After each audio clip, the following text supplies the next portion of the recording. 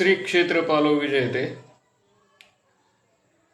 रोग दूर होत नसेल, रोग नष्ट होत नसेल तर त्याची 3 कारणं असतात. एक, औषध घेण्याची पद्धत चुकीची आहे. दुसरं, औषध घेण्याची पद्धत बरोबर आहे पण पथ्य सांभाळत नाही. आणि तिसरं म्हणजे औषधच चुकीचं आहे. या 3 कारणामुळे रोग नष्ट होत नाही.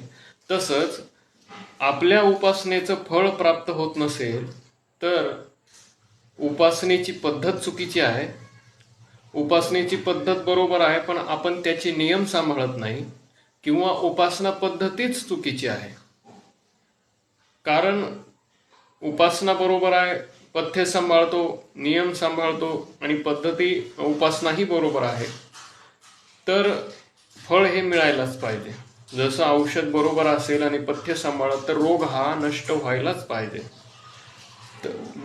लोक याकडे लक्ष देत नाहीत. आपल्याला कितीही प्रयत्न करून जर फळ प्राप्त होत नसेल तर आपण बारकाईने विचार केला पाहिजे आपलं काय चुकतंय. आणि साधना करताना मार्गदर्शकाची आवश्यकता असते. कोणाच्या तरी मार्गदर्शनाखाली साधना पूर्ण केल्या तर त्यात त्रुटी होण्याची शक्यता कमी असते. रामकृष्ण हरी.